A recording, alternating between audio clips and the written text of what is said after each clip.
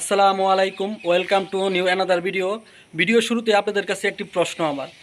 সন্তানের জন্য পৃথিবীতে সবথেকে কার কাছে নিরাপদ স্থান?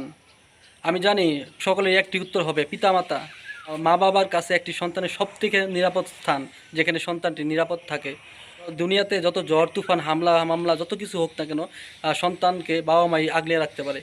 কিন্তু এই চিরন্ত সত্যটাকেই যেন মিথ্যায় রূপান্তরিত করেছে নির্মম ঘটনা, লোমহর্ষকর একটি হত্যাকাণ্ড, যেটা বিগত 2 দিন ধরে পুরো বাংলাদেশে টপ অফ দ্য কান্ট্রি হয়ে নিউজ হচ্ছে। ভিডিওটি দেখার পরে এত কথা না বলেই থাকতে পারলাম না, কারণ আমাদের সামাজিক দায়বদ্ধতা থেকে দুইটি কথা বলতেই হয়। কারণ এটা আমাদের প্রতিবাদ জানাতে হবে, অন্যায়ের ন্যায় বিচারের জন্য আমাদের সকলকে সামাজিকভাবে তা প্রতিহত করতে হবে। যেই ঘটনাটা ঘটেছে, এক সেনাকর্ম বগুড়াতে তার স্ত্রী এবং সন্তানকে ঘুরতে নিয়ে গিয়ে একটি হোটেলে রেখে সেই হোটেলে নির্মমভাবে হত্যা করে বাচ্চাটিকে, কি বলবো, বলতে গেলেই মানে শরীরের লোম দাঁড়িয়ে যায়। স্ত্রীকে গলা কেটে জবাই করে হত্যা করে, এবং সেই সাথে তার মাসুম বাচ্চা, ফেরেস্তা বাচ্চা, 1 বছর বয়সে যে বাচ্চাটি এখনও বাবা ডাকটাই সুন্দরভাবে উচ্চারণ করে বলতে পারে না, সেই বাচ্চাকে সে মানে জবাই করে হত্যা করে। এদেশের প্রথম শ্রেণী কিছু গণমাধ্যমে নিউজ কভার করা হয়েছে, সেইটারই কিছু ভিডিও ক্লিপ আপনাদের আমি দেখাবো, আপনারা দেখেন। আপনার এখানে আবাসিক হোটেলে আসে রাত 9টার পরে এই ঘটনা ঘটা আছে। মানে আগে বউকে জবাই করছে, পরে ছেলে মানে তার ছোট একটা বাচ্চা আছে, 1 বছরের বাচ্চা, তাকে জবাই করবার ধরে আপনি তার কাল্লাই কাটে গেছে, সে কাল্লাটা নদীর যে ফেলে দিচ্ছে। ওই মানুষ না, আমি মানুষ ভাবে আমার মেয়ে গেছিলাম, কিন্তু মানুষের বাচ্চা না, মানুষের জাত না। আপনারা সেই সুষ্ঠু বিচার আপনারা করবেন। আমি বলবো এটা কোনো মানুষের দ্বারা সম্ভব না, একটা জানোয়ার ছাড়া। কারণ একটা মানুষ নিজের উড়োজাত নিজের সন্তানকে এইভাবে হত্যা করা সম্ভব না। পরিবারের ভিতরে ঝগড়া দ্বন্দ্ব থাকবেই। যৌতুক নিয়েছিল 5 লক্ষ টাকা, যতটুকু জেনেছি খুব পরিকল্পিতভাবে হত্যা করেছে। কারণ সে বাচ্চা এবং বাচ্চার মাকে হত্যা করার পরে মাথাটাকে অন্য এক নদীতে ফেলে দিয়েছে। ফেলে দেওয়ার পরে সে নিজেই আবার স্বজনদের নিয়ে ঘুরে ঘুরে মাইকিং করেছে। এটাকে আমি বলবো ঠান্ডা মাথার খুনি। এক ভয়ানক এবং কঠিন শাস্তি প্রদান করা উচিত।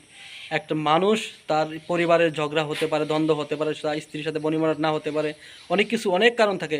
আমি বলবো স্ত্রী যদি হাজারো খারাপ থাকে বা দ্বন্দ্ব ঝগড়া বিবাদ থাকে, কিন্তু তাকে আমি ছেড়ে দিব বা তার সাথে আমি সংসার বিচ্ছিন্ন করব, কেন আমি তাকে হত্যা করবো? এই অধিকার কে দিয়েছে? আইন কেন নিজের হাতে তুলে নিতে হবে? আর সবথেকে বড় কষ্টদায়ক বিষয় হলো, ব্যক্তিগতভাবে কষ্ট লেগেছে একটা জায়গায়, নির্মমভাবে একটা শিশু বাচ্চাকে কীভাবে তাকে মানে এইভাবে শেষ করতে পারলো। এটা ভাবলেই যেন মনে হয় নিজে গিয়ে শাস্তি প্রদান করি।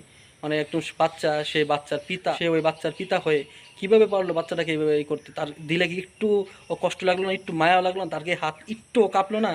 এই ধরনের লোককে কীভাবে কঠিনতম শাস্তি দেওয়া উচিত আমি মনে করি। সে বুঝতো একটা যাদের সন্তান না হয় তারা সন্তান না থাকার কষ্টটা বুঝে। আমার ব্যক্তিগত মতামত হিসেবে আমি বলবো ওকে এমনভাবে শাস্তি প্রদান করা উচিত। বাংলাদেশে যাদের বিয়ের পরে 14-15 বছর ধরে বাচ্চা সন্তানের মুখ দেখতে পারে না, ছেলেরা যে বিয়ে করেছে 15-20 বছর ধরে সন্তানের মুখ দেখতে পারে না, তারা বুঝে সন্তান ছাড়া তার একটা পিতার কতটা অপূর্ণতা। সেই পিতাদের সকলকে একত্রিত করে তাদের হাতে একে তুলে দেওয়া উচিত। একটা জীবন শেষ করলি তুই, কীভাবে একটা জীবন শেষ করতে পারে, তাদেরকে দিয়ে তার শাস্তি প্রদান করা উচিত। কারণ যার সন্তান না আছে সেই সন্তানের কষ্টটা বুঝতে পারে। নিজেই জন্মদাতা পিতা হয়ে নিষ্পাপ একটি ফেরেস্তা বাচ্চাকে দেহ থেকে মাথাটা আলাদা করতে তার একটুও দিল কাঁপলো না। সে তো মানুষ না, সে একটা জানোয়ার। এই বাচ্চা একদিন কাল হাসরের ময়দানে দাঁড়িয়ে প্রত্যেকটা পিতার প্রতি আঙ্গুল তুলে তুলে অভিযোগ করবে যে আমার পিতা আমাকে এইভাবে নির্মমভাবে হত্যা করেছে। শব্দটির উপরে তার একটা ঘৃণা জন্ম নিয়ে সে কাল হাসরের ময়দানে সে হাত তুলবে সকল পিতার উপরে। আমরা বলবো সকলেই আমরা সুষ্ঠু এবং কঠিন বিচার চাই, এই পাষণ্ডর। একে এমন শাস্তি প্রদান করা হোক যেন পৃথিবীতে কোনো বাবার কলঙ্কিত না হয় এর মতো জানোয়ারের কারণে। সকলেই ভিডিওটি দেখে কার কি মতামত সকলে কমেন্ট বক্সে জানাবেন। সকলকে ধন্যবাদ ভিডিওটির সাথে থাকার জন্য। আসসালামু আলাইকুম।